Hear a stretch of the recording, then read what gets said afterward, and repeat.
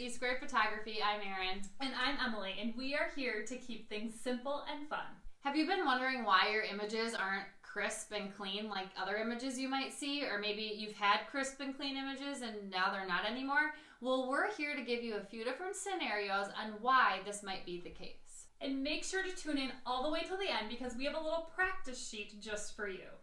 We promise to have you entering your next photo session feeling confident that those images are going to come out crisp and clean. For the best photography tips and tricks, make sure to subscribe to our channel and hit the bell for future videos.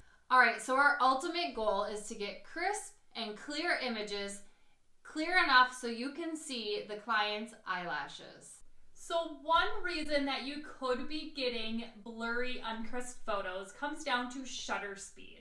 So remember, when you are setting your camera settings, you want your shutter speed to be at least double the lens length. For example, if you're shooting with a 50mm lens, you want your shutter speed to be at least 1/100 or more. If you're going to have motion, like little kids running, you would want it even higher, so 1/250, something like that. Another reason you might be getting blurred images is just plain old image stabilization.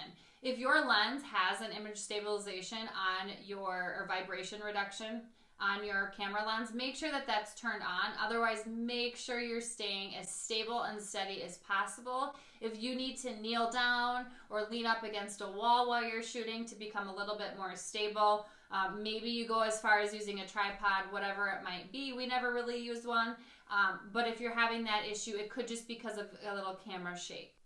Another one could be as simple as you just need to clean your lens. It might be dirty. That could be an issue you're having. Another issue you could be having due to the blur in your pictures is that you just haven't clicked the focus in correctly. So making sure that the focus actually clicks in before taking the photo.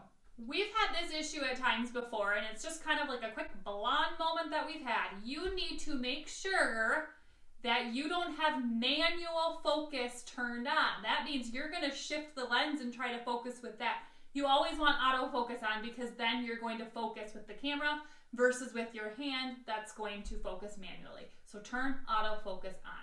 All right, if you could down below, let us know if any of these are some problems that you think you might having with your blurry images. Okay, another thing to think about when thinking about if your images are blurry or not is that you might just need to increase the number of f-stop. So rather than shooting at an f1.8, maybe you should be shooting at an f3.5 or f4, whatever it might be. And maybe the blur that you're seeing in your images is just the plain old noise and grain that's happening because you're shooting at too high of an ISO. If you can lower your ISO, do that because you're not going to have as much grain in your photos. One other thing that we really like to encourage people to do, and we try and do it as much as possible, is that after you take a photo, look at the image in your camera to make sure it looks crisp and clear.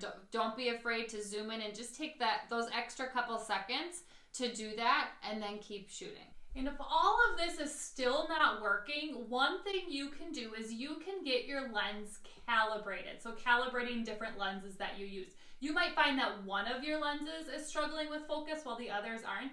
There's tools you can buy. You can also just send your lens in to get calibrated. So some little focus tips that go along also with blurring and why you might be seeing blurry and not crisp images is it just has to do with focus. So if you're dealing with one person, where you want to focus your camera is you want to focus on their closest eye to you. So if I'm straight on, my eyes are even. But you can see Taylor here, her head is turned a little bit, so we're going to focus on her eye on that right-hand side that's closer to the camera. If you're taking pictures of couples and they're not right next to each other, their toes aren't in line, you're going to focus on the person that is closest to you. So in this case, we're going to focus on the lady because she's closest to us, or you're going to focus on the person who is looking at the camera. Okay, so then we move on to groups. So the first thing that you should remember is that when shooting a group photo, if you don't have all of the toes in line and they're all in a straight line, you need a higher f-stop number. So maybe an f-stop of 4, maybe 7, whatever it might be, you can play around with that.